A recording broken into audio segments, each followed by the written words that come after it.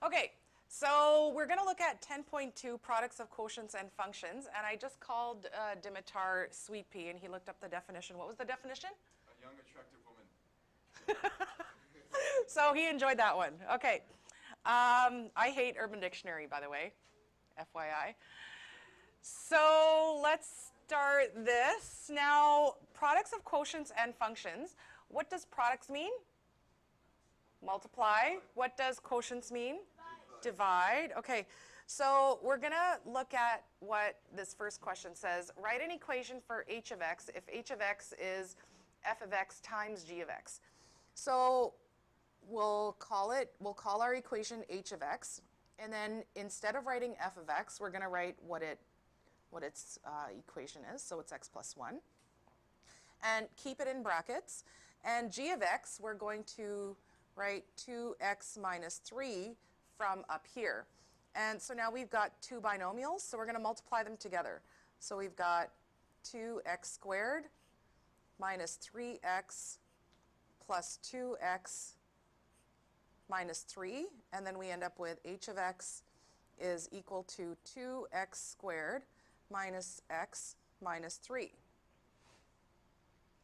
Okay, now let's have a look at what k of x is defined as. So here we're going to say k of x is g of x divided by f of x. So let's call this equation k of x. Instead of g of x, I'm going to write 2x minus 3. And for f of x, I'm going to write x minus 1. Sorry, x plus 1. All right. Now, notice I'm going to have a non-permissible value in my denominator. What is my non-permissible value going to be because of that? So I have to state that x cannot be equal to negative 1. So why do I need to state the non-permissible value? What happens here? If x was negative 1, what would I end up in the denominator? A 0. Can we divide by 0? No. What happens when we divide by 0? It's undefined, the world explodes, it's just bad, right? Gets sucked into a black hole. Okay? All right. Yeah, it's bad. You don't want it to happen. Okay, so let's have a look at the domain of the graphs h of x and k of x.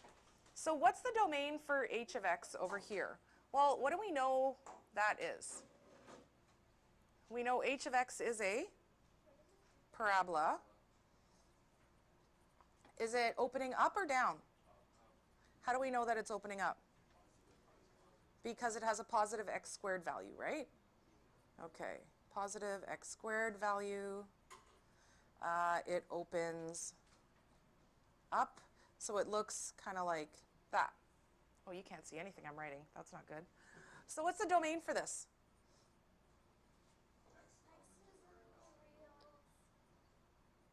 All right, so x is an element of the reals. I could either write it like that, or I could write negative infinity to positive infinity, round brackets around both.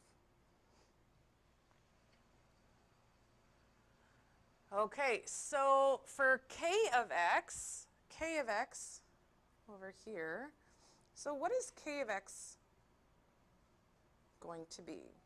So we know that our domain for k of x, well, it's not about what I'm allowed here, it's about what I'm not allowed. So I've got x is not allowed to be negative 1.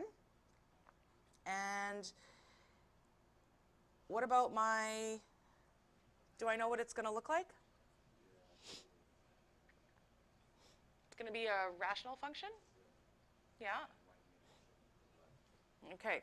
So let's have a look at the equation. So if I've got 2x minus 3, and I divide that by x plus 1, I can go back to the polynomial stuff that we did and bring back, what's it called, when we divided synthetic division. So set it up and bring down the 2, multiply. I've got negative 2, negative 5. So I've got a remainder. So my equation is going to be y equals plus 2. So I can have my plus 2 here. and then negative 5 over x plus 1. All right, so in terms of transformations, what's happened to this guy? So 1 unit left and 2 units up. Okay, perfect. So that's just kind of a little bit more info for you, but this is what the domain is here. Okay, and that's the domain for h of x.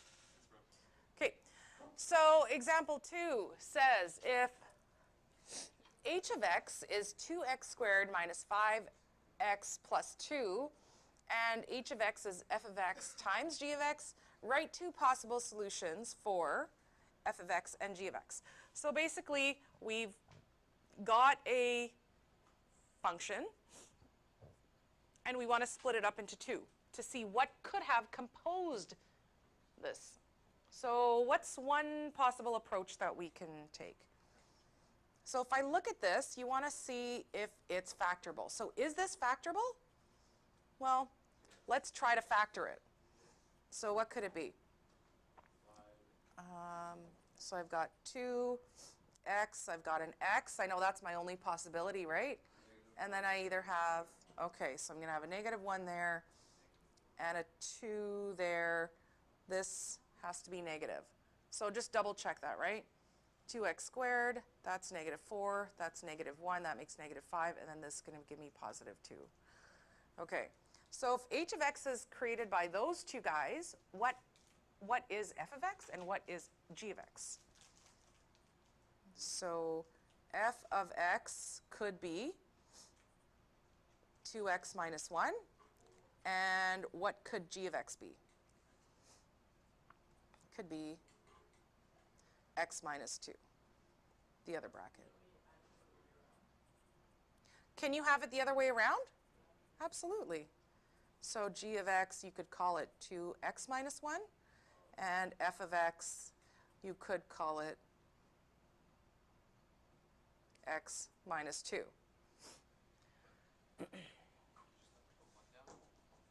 Yeah, you just have to have one of them. This is exactly the same as this, right? All I've done is we're just labeling this one f and this one g, or this one g and this one f. But they're exactly the same. All right.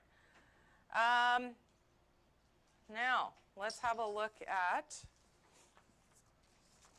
the next question here. So it says, using the graphs, answer the following questions. So this is the graph that we have. So let's first take a look at this. What do we notice about g of x? What do we notice about f of x? G of x is a parabola. F of x is a linear. Okay. Now it says, first part says, identify the zeros. What are zeros? X-intercepts. Okay, so it says identify the roots of the composite function h of x, which is g times f times g of x. So we can look at this and we could also think f of x times g of x. Okay?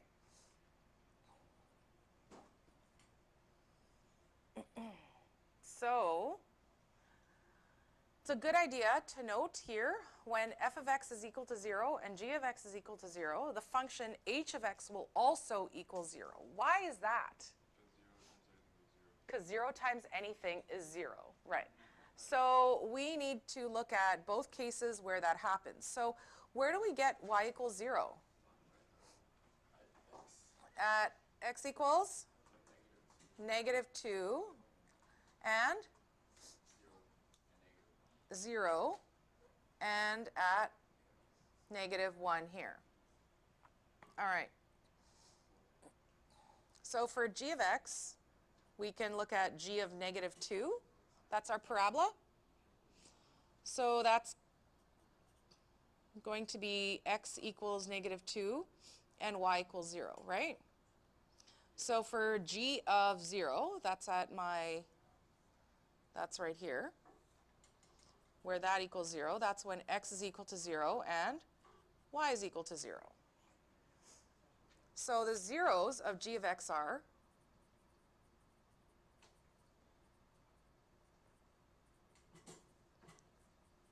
-2, and 0.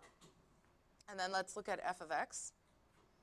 So f at -1 is equal to 0. And we see that right here. So x is equal to -1, and y is equal to 0. So the zeros of f of x are -1. So this is what we've got so far. So that's where the composite function, h of x, should also have zeros. Okay?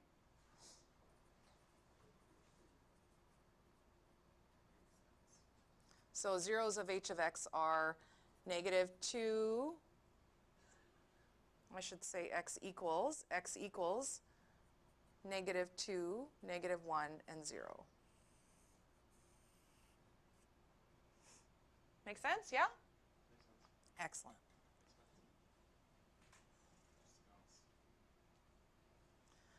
Okay, now a little bit of function fun, function notation. You like that one? Okay, good. So here I've got f over g of 1. So what's another way that I can write that? F of 1 over g of 1. Okay. Now for the above graph, where is f of 1? So I'm going to slide this up here. Sorry if this makes you dizzy, folks. F of 1, where's x equals 1? Right here.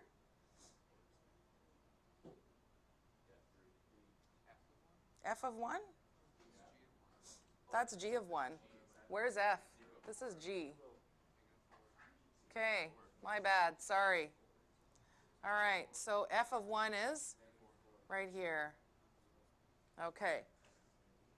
All right, so f of 1 is -4. And what is g of 1? So g of 1 is 3. Okay, so that is the answer to that first one. You can't see what I've written. You might like to see what I've written, right? Oh, yeah. Okay. Awesome. Okay. So how can I rewrite this one? F of -3 times g of -3. And then what's f of -3? F of -3, so that is, so f is this straight line. F of -3 is right here. That's 4. And then what else am I looking for? G of -3. So that is 3 right here. Okay. So I've got 4, and then I've got 3. So that equals 12. Beauty. How about this one, folks? F of 0 over g of 0. What's f of 0? -2. What's g of 0? Uh-oh. Uh-oh. So f of 0, where is f of 0? That's -2, f of 0. And then where is g of 0? Uh-oh. So what's that? 0. So that will be undefined. Okay. So what's actually going to happen here? We're going to have an asymptote here.